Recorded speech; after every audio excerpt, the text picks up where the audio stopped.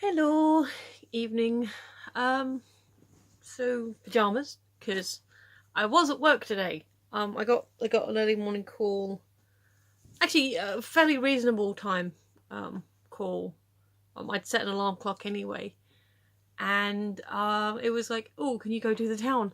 I'm like, "Yes." I'm like, "Cool, normal shift, excellent." So yep, did that, and then whilst I was on my afternoon shift, I got a call from the other one saying, "Hey, the good news.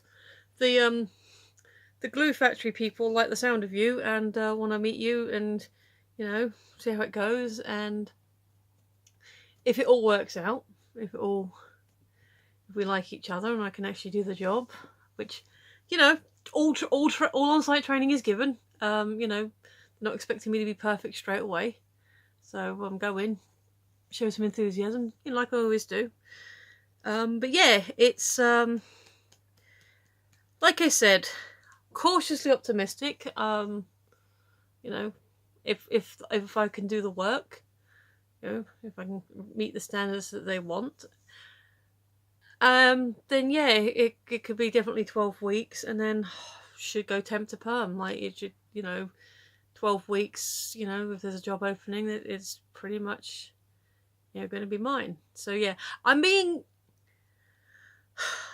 sort of slightly realistic, not because I don't think I will be capable of doing it. I literally do not know what to expect. I don't know what is actually going to be involved. I don't know how much machinery work. I don't know if it's going to be like a methodical job, or if it's going to be like quick, or if there's going to be parts that will be quick, and other parts that will be like, oh, we can take our time on this bit. And the slow and methodical stuff, not too bad. The quick stuff, not always good at. But again, it's training on site. Hopefully I should be able to learn everything I need to learn and learn it in a quick enough time. Getting things and working out what to do and how to do it, that's fine. I've always felt myself to be a very practical person anyway. Not with everything, and there's still a learning curve with anything that's new, which this is. But like when I went to Hulk, the metal treatment place, okay, mostly that was racking up the metals to put in the thing, but I still learned stuff. I still learned, get this one gets heated, this one gets a dip bath, this one, sometimes you have to paint them.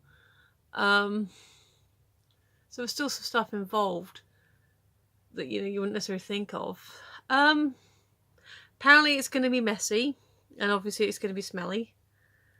So I'll obviously have a hoodie on, so like some smart, cover up my smarter clothes. Well, I say smart clothes, it's my t-shirt, one of my t-shirts. I do have a warehouse coat that I have been told might not actually be necessary. That it's not something that they asked of me. But since I have it anyway, and it does sound like it's going to be sort of a messy industrial job, I might as well take it along. Best to say, oh, by the by, they didn't say I had to bring this, but I happen to have this anyway.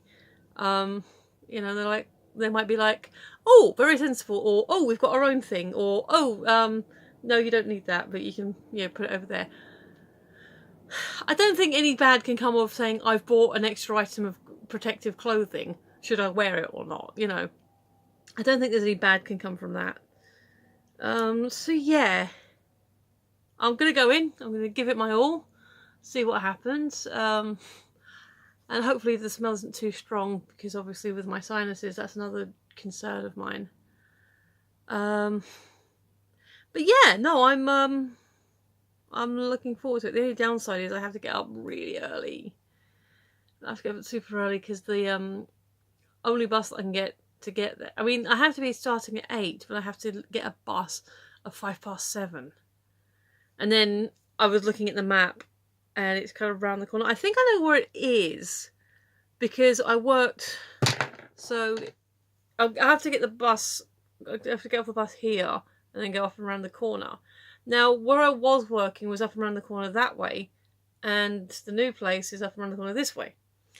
So I think walking time will be about the same. I think it was about 10 minutes walk from the bus stop, which is still kind of a pain, but the time the bus gets in, I do have that time that I can walk, that I can like make sure of, you know, guesstimating the ideal bus travel, obviously depending on how many people get on and off and that, but you know, going on the rough time of how long the bus journey should take, I should have plenty of time to get to the building.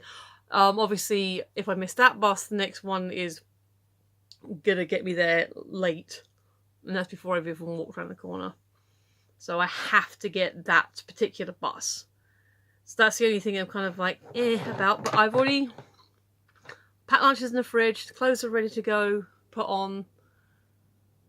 Got my bus fare on the side, got my water bottle on top of that to keep on it. Yeah, basically, I have something in my tooth that's annoying me. So yeah, I am looking forward to tomorrow. Kind of nervous, but I'm looking forward to it. I'll let you know. Obviously, that'll be tomorrow's little chat. Anyway, hello. Got this thing. So, I also bumped into a friend today. So, Jay, if you're watching, hi. And thank you, well done for finding it.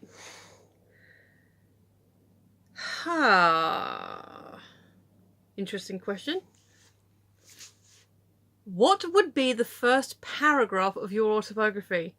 Write it down and make it extra enticing so a reader will want to read the rest of the book. Jeebus. First paragraph. Excuse me.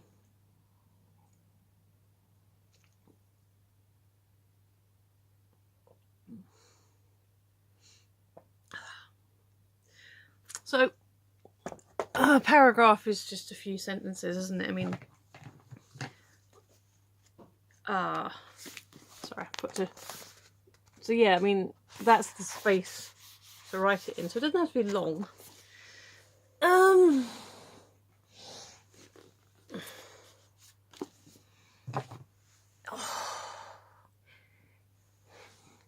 Herein lies the tale of a woman who lived a life her own way. Screw that poetry bullshit. Life's a piece of shit when you look at it. Wait, no, that's Monty Python. Well, what can I say? I'm a woman who lived a life, did my own thing, tried to do the best you could do with it. And here, if you're intrigued, is my story. Yeah, I know, that's not a good opening, but hey, you've got the book in your hands now, you might as well carry on. I don't know, I can work on that. I can work on that. This goes back into the, like, what would you call your autobiography? What would it be about? And I'm like, well, it'd be about me. What did I end up saying for that? Like, what would my I think I said that my autobiography itself would be about, you know, the chapters in my life. Because there are chapters in my life. There are, you know, growing up. There's, you know, having lived in a couple of different towns as a teenager. So there's those couple of chapters. And then there's, you know, my time in Dorset at the hotel. So I would break it up by the types of jobs that I had and the different periods in my life. And some of them obviously cross over, like, with himself. We've lived together for a long time. But within that, I've encompassed a couple of different jobs and different situations. So yeah, I do think my opening chapter would be self-depreciating. It'd be like, look, I'm just a person. You don't even know who I am. It's not like I'm a famous person. So thanks for buying my book. Please enjoy it. You know, it's an odd question. It's one of those ones that, again, for being aimed at a younger audience, you can sort of imagine maybe they'd, you know, put a lot of, oh, I'm gonna be famous, and this is, you know, it's gonna sell millions, and people are gonna love it and love me, and I'm just a bit more pragmatic than that. I'm just like, I'm gonna write a book about my life. People read, and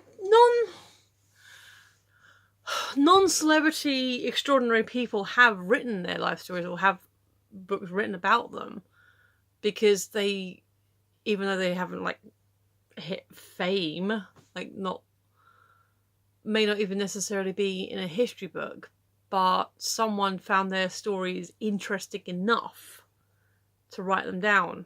And I think that's kind of cool. So maybe I'll be one of those sort of people, like, you know, I'm just trying to think someone who has a similar spelling name to me.